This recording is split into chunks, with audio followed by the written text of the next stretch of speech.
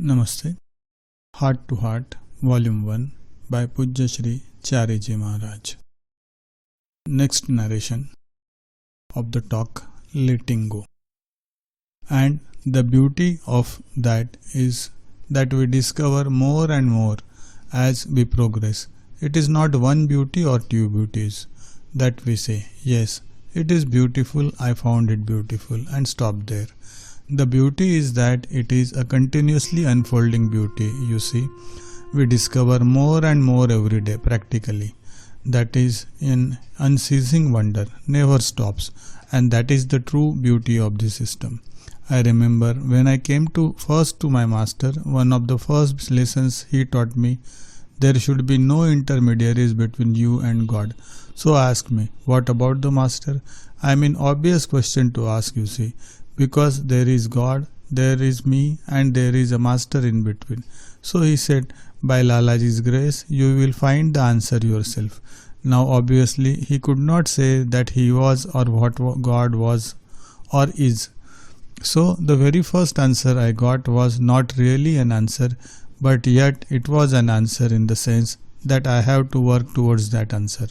So one of the beauties of Sahaj Marg that I have discovered, you don't get ready-made answers in this system. No cut and dried solutions, they too have to evolve within us.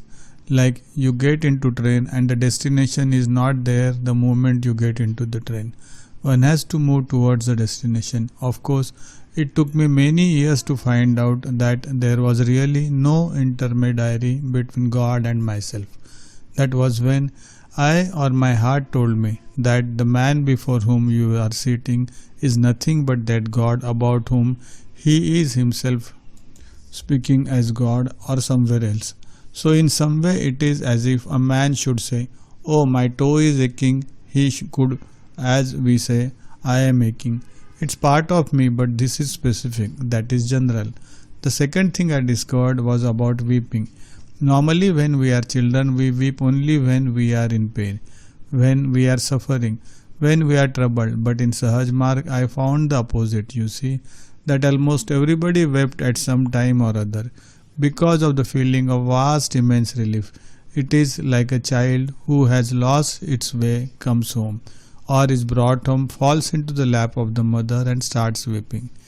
It weeps with a relief that it lost the way and has found it again. Or sometimes, when you know a patient is dying, the doctor says there is no hope. The priest is called, then miracle happens. The man or woman lives, everybody weeps. Now, because he is dead, but because he is living. Again, it is a flooding of gratitude which fills the eye. Tears, this I had not known before.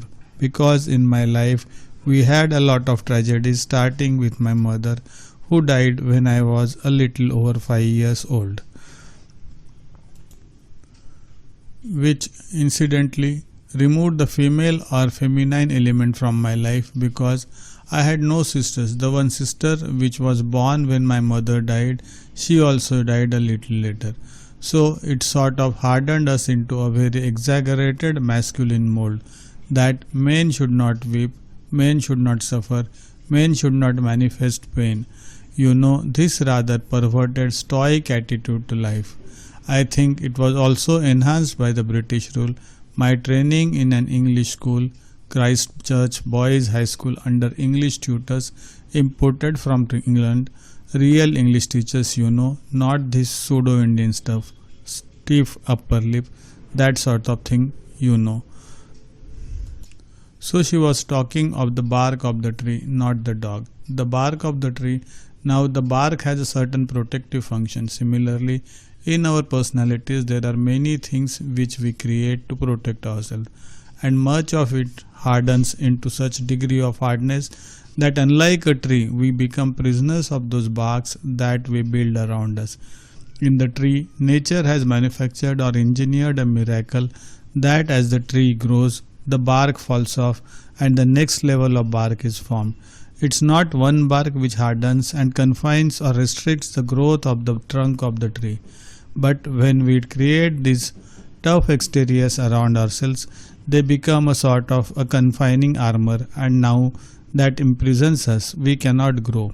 So the bark of the tree is good, it is natural, it is organic, it falls off as the tree increases in its girth. Subsequent layers of barks are formed and so it goes on. Here we unfortunately manufacture one which gets harder and harder. Therefore, we find this sometimes extraordinarily difficult to recognize feature that some of the hardest persons are those with the softest hearts. They make the outside harder and harder, tougher and tougher, precisely to protect the very soft interior. But in the process, they lose everything, because sometimes I think they forget themselves what they really are inside and become associated with what they are outside, and then it becomes a matter of pride, for the prestige, things like that now they should not give way. A man, I know certain people. I had an uncle like that, you see, my father's younger brother, one of the softest persons I have ever known, but outside he was like a bulldog. He would long to give you 100 rupees but would send you away empty-handed and then weep. He would go to the hospital to see a dying friend. There he would lecture everybody on how they should behave in hospitals, not shed tear, how should be brave, courageous, this, that and the other. Then he would himself come out into the car, sit down and weep. It was for me a lesson, you see, and I know how much he suffered because of this, because when you cannot be yourself and you have to be yourself only in secret, in hiding, in dark, it's something miserable, you see. But unfortunately, just as he was beginning to change and the roughness of his exterior was beginning to wear out, he was about 72. He suddenly fell ill and died. It was too late. This lesson Sahaj Marg also teaches, that not only have you to give up inner grossness which he can remove, for which he was grateful, for which we are grateful eternally to the Master, but the external substances, the chitinous or the bony things that we have formed around ourselves, it is our business to break it down. And how to do it? When iron rust, we pickle it in an acid or an acid bath, but we have to do it the opposite way, from inside. Allow our softness, our true nature, our kindness to slowly work on the hardness that we have created from inside and dissolve it away from inside. So one morning it just falls off. The problem is at that stage we all feel exposed. We feel tremendously vulnerable. And then we say, what is going to happen now? I don't have my protective layer around me. I am so vulnerable that I am afraid to go out. Then comes this inward withdrawing or the shrinking of the self, and if that is permitted at that stage, perhaps we are lost forever. Because it's a reinforcement of the original fear, it becomes deeper. The subsequent layers of hardness we are going to build around ourselves will become harder and harder. There will be no possibility of breaking it. So it is at that moment that the problem starts. I don't have my own self-created differences anymore. I have exposed myself in all my inner softness, humility perhaps, my gentle loving nature, charitable nature, everything that is associated with being a human being. And if I am not in the right circle or right group or the right environment at that time, it would be like exposing a jellyfish to the seagulls. They just peck away at you, and in no seconds at all you are finished. So that taught me the second lesson, the need to be with brothers and sisters of the satsang. Not all brothers and sisters of the satsang are yet, shall we say, changed from seagulls into something else, but there are very few. By and large, we belong to one family. By and large, we are here to protect each other, support each other in our spiritual deeds, activities.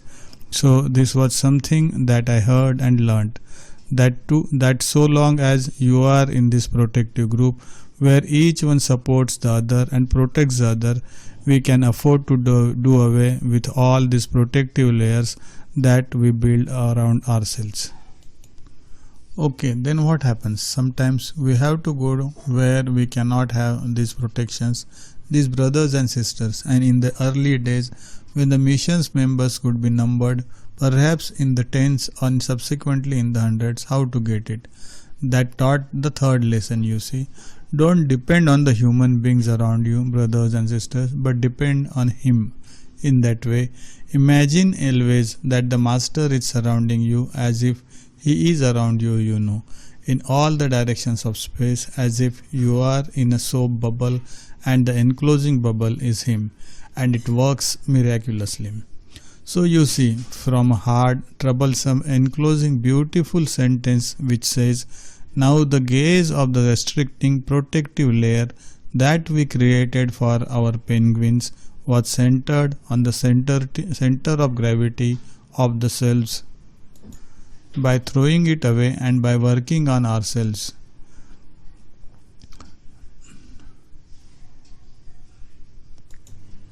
And by having faith in the Master, we are able to replace it with another protective device which is nothing but the Master Himself. So when that stage comes and we have this enormous freedom that we can be what we really are without fear of exploitation, I think that is the 7 feet tall and ivy covered walls and curtained win. First taste of freedom that curtained win is not privacy, it is a fear of intrusion. Intrusion, not violent intrusion, but merely intrusion of somebody's curious gaze. Nobody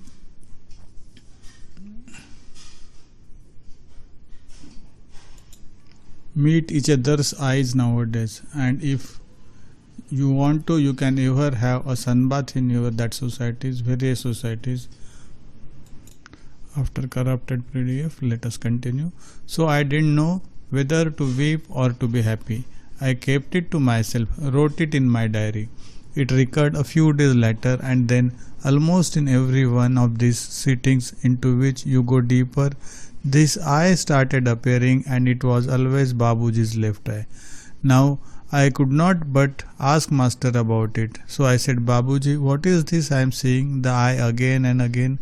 He said, Kasturi, you see he is having the same experience as you had. It seems she used to see Babuji's eye too. I said, what does it mean? He said, well, it means that Master is everywhere. I said, oh come on, that I know, but why do I see the eye? He said, it means he is looking at you from inside yourself. Now you cannot hide anything from him. How can I put a shutter around my heart inside and I can put it outside? Then I asked Babuji a question. Does it happen with everybody? He said, no. Then I said, why not? He said, well, in certain cases, the Master may like to keep an eye on the devotee or the prospective devotee, the aspirant in whom he had an interest, perhaps, or one who has to be especially watched, who is in a delicate state, or about one of whom there is some suspicion. What is this guy doing? But I think the last one was rather arising out of fear, perhaps. But the fact was there, and then I asked him after some months, when I kept seeing only one eye, I had now the curiosity, why don't see two eyes of the Master? After all, he has two eyes. So I asked Babuji, why is this I only see one eye? Why not both? He said, the very strange thing, you see, he said, you should be grateful that one eye of the Master is on you. Don't you think the other eye should be on the world? Don't be greedy and expect both his eyes on you all the time. So you see, that was a very paternal, or perhaps even maternal, you see, or if you wish, divine surveillance, not for purposes of misuse in which the word surveillance is used, but keeping a watchful eye over somebody in whom he is interested. Perhaps he is beginning to love, I don't know. So that is the miracle of Sahaj Marg, that as we remove the other barriers that we have erected to protect ourselves, from society, from marauders, from intruders, he steps in first at the outer bubble, which we are asked to imagine as surrounding us. which the protection which is given is absolutely impregnable, you see. And then the miracle happens that he comes within us and protects us from inside. Now I don't need anything to protect me from outside. I can be totally vulnerable. Nothing in the universe can touch me. I can be softer than the softest substance in the universe. I cannot be corrupted, dissolved, burned. Nothing can happen to me.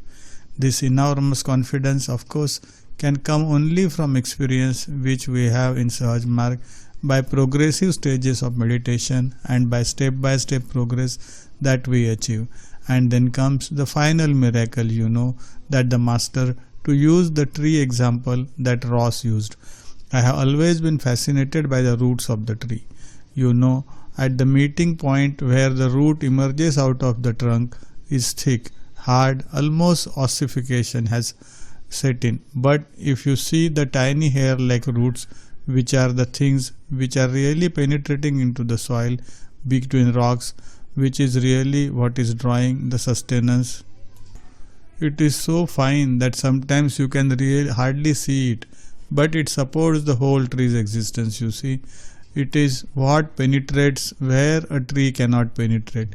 It can break up soil, it can break up rocks. The tiniest fracture in the rock, this root will go in and then harden itself, expand it, and the rock is thrust aside. Yet if you just put a little pressure, it is broken. Its whole training, it is destroyed. What is the miracle, you see? That the softest thing can penetrate the deepest, hardest substance known, whereas a hard thing can only break up a hard thing. You can break water by bashing it on a crowbar. But to make a human being out of a monster, which is what my master is doing, that is terribly difficult thing. Hard like discipline, soldierly training, stiff upper lip, all these things we can do with our hardness. The Nazis' perfection. They could take a human being into destructive, monster, heartless. The training they are supposed to have given, especially the 55, the elite 55 troops. I read somewhere that when a man was finally selected for training in the 55, each soldier was given a Doberman, a pup, which he had to train with the utmost care and love, and at the end of whole training, on that command, if they don't obey, perhaps they were shot, I don't know, because one who is unfit cannot just be rejected at that level of training. Perhaps he followed his pup into the netherworld. That is easy, as we know, we know from the history of these wars that to make a monster of a human being is the most damnably easy thing that you can do. But to make a human being out of a monster, which is what my master is doing, that is a terribly difficult thing. Sometimes at very end, when the Abhyas is about to become like the master himself, there this fellow goes and jilts the master. He doesn't care. He says, what is the heart for? You see, suppose the tenderest root of the tree was suddenly to harden and say, no, I cannot take any further risk. Let me become like the rest of the parent tree and become hard and tough. The tree would die. The tender part of the system of the tree has to make this ultimate sacrifice of facing its own extinction so that the tree might exist. We have to face this risk, every one of us, when we offer our heart, that the tenderest is offered, that the rest of the system might exist. He who is the epitome of the universe has to risk his heart. Similarly, the tenderest part of his being, which is his nature, the embodiment of his nature, so that he himself might exist. So this seems to be the law, you see, that unless I expose my tenderest part, I am willing to have it kicked about, ruptured, thrown away. The rest of me which survives on it cannot possibly exist. Per contra, when we try to protect it, encase it in shells of steel and whatnot, the whole thing becomes enclosed. That which should grow, expand ultimately into the universe, remains encased in a system of flesh and bones. It dies in it and has to be given another chance to come again into this world, where perhaps it will learn afresh only by entering this, we call it Dawa. I don't know how to put it. This field you see where once again you are willing to have your heart knocked around, disposed or kicked. So it is the heart which is, I think, the thing which can confine us or which can liberate us. Therefore in Sahaj Marg it is not an accident that we meditate on the heart.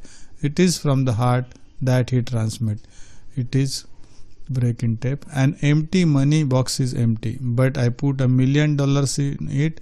It is a very rich box. I don't have to change the box into something of gold to prove that there is money in it. The contents speak for that which contains. So if the heart, which is my substance, which is my signature, shall we say, if that is changed, the man is changed, the woman is changed, the person is changed, and if it should become divinized, well, what else can be the container but divine too? A very stupid example perhaps, but if a bottle contains wine, you say it's a wine bottle. You put milk in it, then becomes a milk bottle. You put water in it, it becomes a water bottle. The bottle need not change at all. It may be of plastic, it may be of glass, it may be of silver, it may even be gold, jewel encrusted. It's the contents which matter. You cannot drink the vessel. It's the contents that you drink. And similarly, when you hug a human body of flesh and bone, it's not the body you are so much hugging as the heart within it that you want. If the heart doesn't exist, then what are you hugging? It's a piece of flesh, beautiful perhaps, soft perhaps, yes, but heartless. You feel and you walk away. So that is this, I don't know how my master and his master evolved such a beautifully simple system. How they ever got to this core of human existence, I won't call it knowledge. Knowledge is too banal a term. How did they penetrate into this mystery, you see?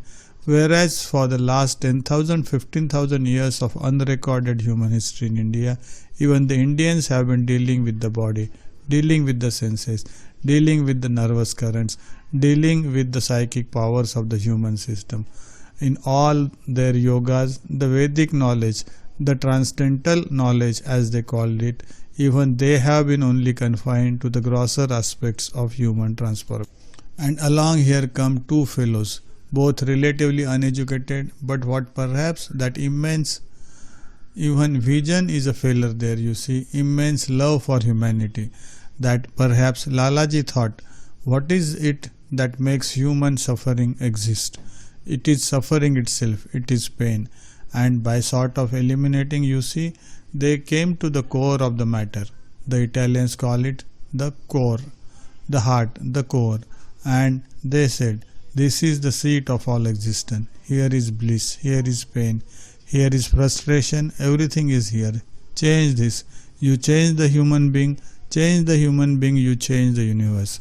So you see what? I don't know whether to call it research because I don't think it was a conscious process. It could not have been research. It could not have been self-development which led them to this miraculous finding. It could not have been a revelation because there was no lack of revelation in India, the land that has been peopled by giants in every field, but they were merely giants, cyclops perhaps, giants perhaps, but here were pygmies who did the job that the so-called giants of the past could not achieve. Why?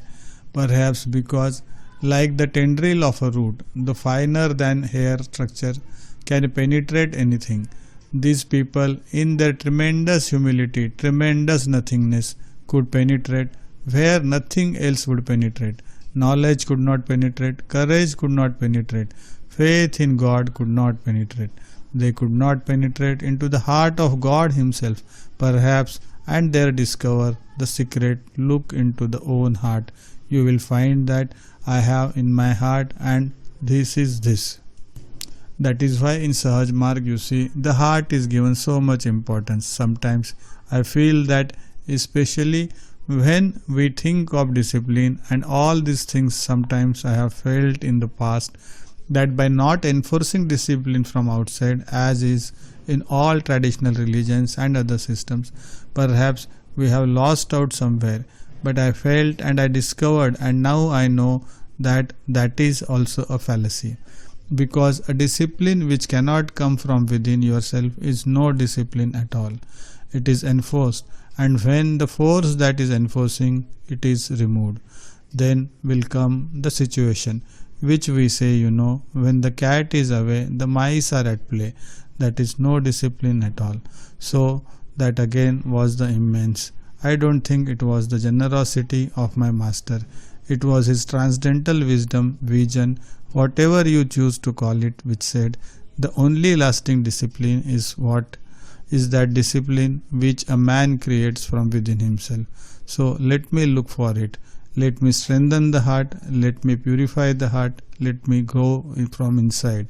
It was a tremendous risk that masters took, Lalaji and Babuji. Because it's like building a house of butter and then asking the people who come in to have torches in their hand, the whole thing would melt. But they had this utmost nonsensical stupid faith that soft thing can never be broken. And we have also in our fairy tales that when the wind blew, all the hard trees which would not bend were just blown down, and the soft things which were willing to bend at most to the earth, but recovered. It is the soft which wins the battle always, not the hard. You see, the hard is broken. It survives until it meets something harder than itself. But the soft, nothing in the universe can break it. Nothing in the universe can destroy it. All of you know that a drop of water, falling on the rock, drop by drop, bores a hole through the rock. But rocks cannot bore holes through water. So Sahajmarg teaches us, my dear sister or brother or daughter or whatever you are, be soft, be gentle, be loving, be kind, even at the risk of being exploited. What is exploitation? Exploitation is having something and being afraid that is being taken away. Give it before it is asked of you. I will replace it. Then when we find this miracle, that for one who is willing to open his arms and say take, the taker cannot take at all. You can take and take and take, but this is never exhausted, because he says, don't try to exploit me. Try that this man is there, soft according to my bidding, open according to my bidding, willing to be exploited according to my bidding. I am his protector. I am now within him. It is me you are exploiting. I am infinite. Take. Let me see how long you can take. Let me see how much you can take. Therefore, such a master as my master could say with impunity, without any fear, loot me. Nobody could do it, because who can exhaust the inexhaustible? Who can empty that which is infinite? This is exemplified in a beautiful story of the Mahabharata, where the 5 brothers, the Pandavas and their cousins, the 100 cousins, the Kauravas are at war or going to be at war, because the eldest brother has gambled away everything, including their common wife Draupadi. And they determine, these 100 cruel tyrannical cousins decide to humiliate the 5 brothers in public by stripping her of her sari. Now it is said that her own brother was Lord Krishna, and here they call the cruelest of these fellows Dushyasan, and he starts to disrobe her, pulls away her sari. She is holding on tight, weeping for shame, and when the last bit of flimsy cloth is going, she throws up her hands and says, Krishna, where are you? At that moment the miracle happens. Dushasana is pulling yard after yard of sari. There is no end. Ultimately he falls. He cannot stand even. So much of his energy has gone into it, and she is still fully clad. And there is a mountain of sari lying there. There is a Krishna, you see, with his hand raised, and the sisters, you see. Here comes a very famous, or I should say very important moral to the whole story. Draupadi turns around, asks him, where were you till I shouted fire? You didn't come. And he says, sister, I was always with you, but while you were holding, how could I help you? When you let go and said Hare Krishna, Now it was my business to hold, and you see the result. This exemplifies the need to surrender, you see. Surrender what? That which you are most unwilling to surrender, our sense of shame. How can a human being who calls himself divine have a sense of shame? What is shame but another protective device which we build around ourselves? Break in tape. Shame, delicacy, all this nonsense. So, a sense of shame, a sense of delicacy, a sense of, all these things which are again parts of this longing for privacy that we have. When she, a woman, what does she protect most? And when she was prepared to throw it away, you see the last wisp of cloth is going, and she is throwing up her arms and shouting, Lord, where are you? He holds. Now this conveys the biggest lesson, the most important lesson. As long we hold, he says, go ahead. So you think you are irresponsible, you think you are capable. Well, I have no quarrels with that. Even that capacity is mine, use it. But remember, as long as you depend on yourself, I am out of the picture. When you are no longer capable, when you have exceeded your limits, call me, I will come. Spiritual wisdom says, why do you want to wait so long? Do it in the beginning. Anything that you may have, however competent you may be, however strong you may be as a human being, whatever be the wealth that you have got in his kingdom, it is less than an atom. What are you really surrendering? Throw it at his feet and say, Lord, take it and take me with it, and then see the miracle. You don't have to wait 10 years, 15 years, 20 years and then surrender. Surrender today and the battle is won. So these are some very important concepts, I should say truths. I don't know whether to call it truth or reality or essence or Sahaj Marg. Sahaj Marg is these things, and those who appreciate it and are able to sort of give themselves away. And what is it that we can give, which means really giving ourselves away?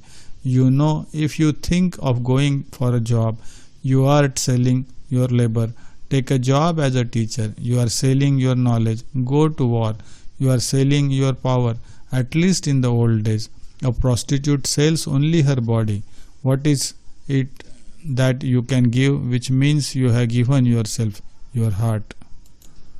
Therefore, my master Babuji said, all that I want is tiny heart this size, no more. What do you get in exchange? That which I alone can give. So you see, it is here that the most difficult part of Sahaj Marg comes, that we are willing to give everything else. We are willing to give our time, we are willing to give our money, we are willing to sacrifice comfort, sleep on the floor, sleep in the cold, in sleeping bags, cold shower baths in the winter. Everything we are willing to do, but this, either it is already with my girlfriend or with my future girlfriend or with my past girlfriend, all protected, like the jewels of England, the crown jewels in the tower, protected where nobody can see them, nobody can use them, nobody can touch them, as good as buried underground. This we are unwilling to give. So the master patiently waits. He says, well, you are playing football with your heart, rugby with your heart, throwing it before people who are going to kick it around, pot it into the goal. Well, have your fun and come back. One day you have to come to me, because I am the only one who deals with your heart, who can deal with your heart in the only way in which it can be dealt with. Ennoble it, magnify it, divinize it, and make it expand into the universal heart. For the rest, it is a piece of rubber being kicked about. How long do you want to play it? Oh, next 3 lives. Go ahead, I can wait. Next 300 lives. Fine, I can still wait. Babuji, how can you wait? Well, my son, if you can do it for 3 lives and 300 lives, do you think I am any less? I can wait for eternity. Here we conclude the talk, letting go. In the next narration, we will commence with the next talk, who is a master. Thank you for listening.